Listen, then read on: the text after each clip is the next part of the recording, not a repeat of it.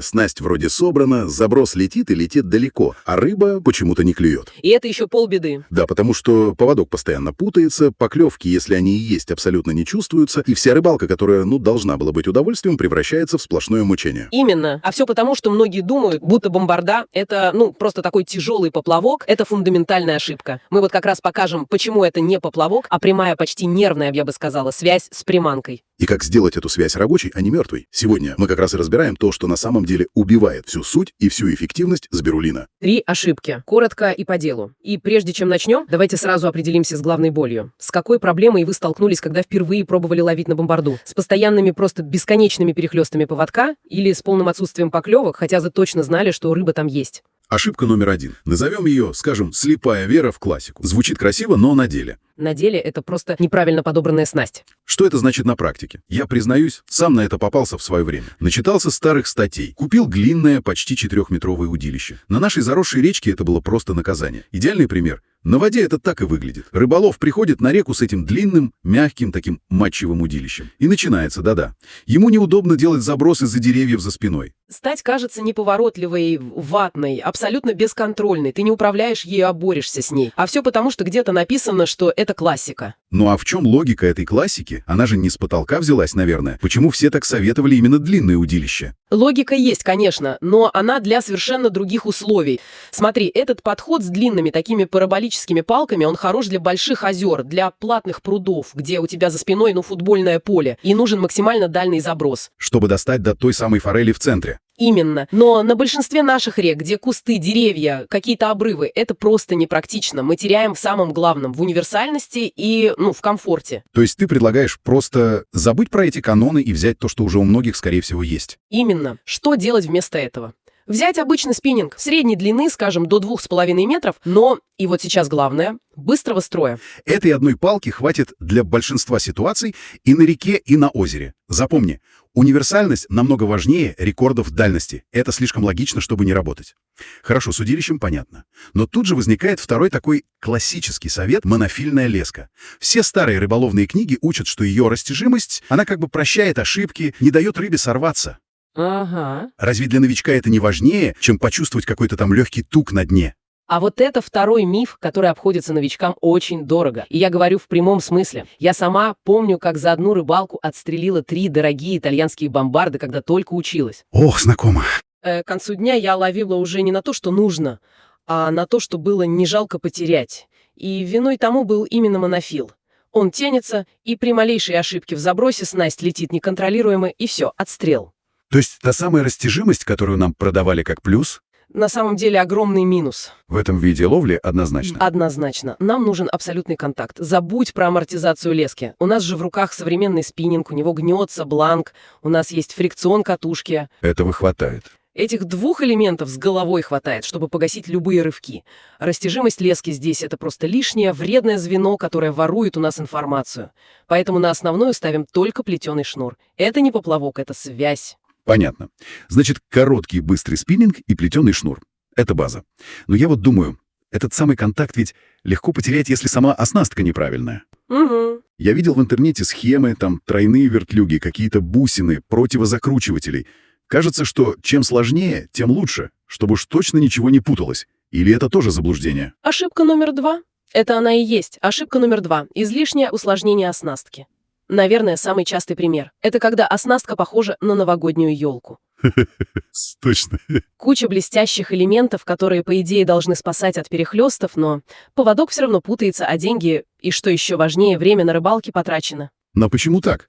Разве тройной вертлюг, например, он не для этого и придуман, чтобы лучше бороться с закручиванием поводка от вращающихся приманок? Он для этого и придуман, да, но в нашем случае это просто избыточность, не спеши все усложнять. Его единственная задача — чуть-чуть лучше бороться со скручиванием поводка.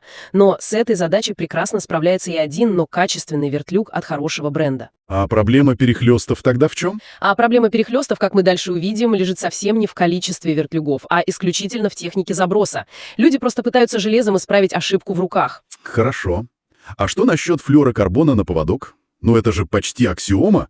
Его продают как абсолютно невидимый в воде материал. Кажется, что без него вообще нельзя ловить осторожную рыбу. Это отличный маркетинг для очень узких и специфических случаев. То есть, Упрощать — вот что нужно делать. Флюорокарбон действительно нужен, но только для ловли у самого дна, где есть ракушка, которая может срезать обычную леску, или когда рыба, стоит в анабиозе и рассматривает приманку под лупой. а в остальных случаях? Но мы ведь ловим на сбирулина в толще воды, на поверхности. Какая там ракушка? В 90% случаев это просто лишняя трата денег. Вода все проверит. Хорошо, а как насчет стопора перед узлом, который соединяет поводок и основную леску? Говорят, что бомбанда при забросе разбивает узел. Я не ставлю даже этот копеечный силиконевый стопор. И вот почему. Я на рыбалке постоянно экспериментирую. Меняешь приманки. Да, меняю мушки, пробую разные горизонты к проводке, и от каждой смены приманки поводок становится чуть-чуть короче.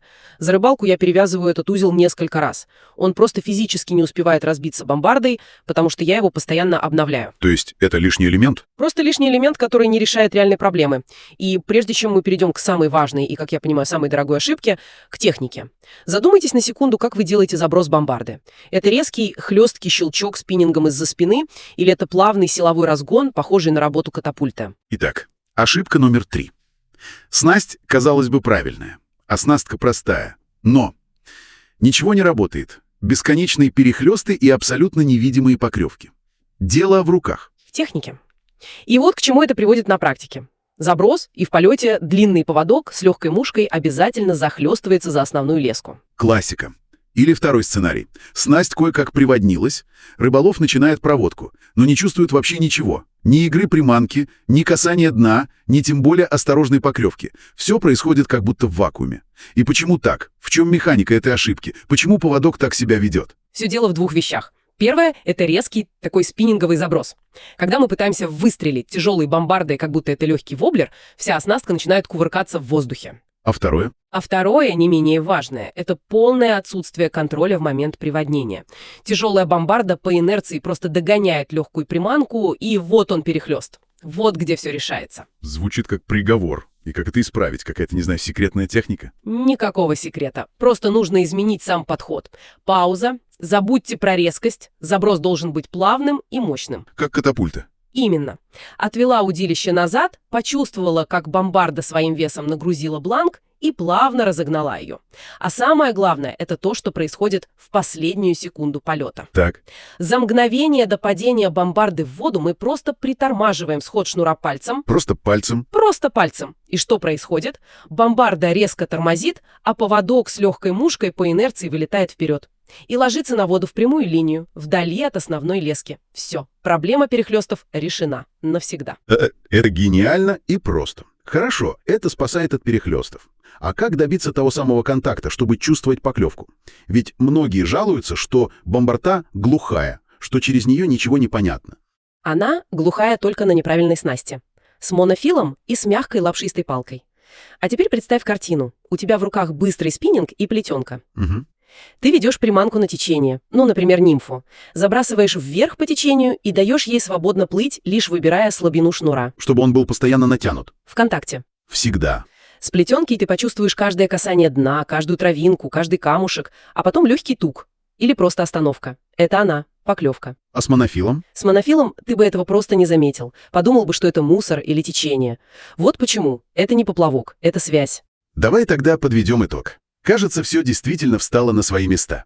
Чтобы бомбардира или сбирулина наконец-то начала ловить, нужно избавиться всего от 3 иллюзий. Классика — это не догма. Универсальный быстрый спиннинг и плетеный шнур на большинстве наших водоемов гораздо практичнее и эффективнее. Сложно не значит надежно. Простая минималистичная оснастка работает лучше, экономит деньги и, самое главное, нервы на рыбалке. И третье, самое важное.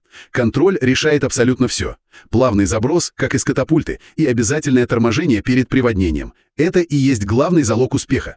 Получается, сбирулина — это совсем не про забросила и жди, как с обычным поплавком. Это про постоянное чувство снасти. Абсолютно. Это очень активный инструмент, который дает прямой контакт с рыбой, там, где другие снасти просто бессильны. Я бы далее сказала, что это, особый стиль мышления в рыбалке. И для размышлений после нашего разговора. Проанализируйте, с какой проблемой вы сталкивались чаще, с перехлестами поводка или все-таки с отсутствием ощутимых поклевок. А потом вспомните свой заброс. Он больше похож на резкий выстрел или на плавный разгон катапульты. Ответы на эти вопросы, скорее всего, и есть ключ к вашей проблеме.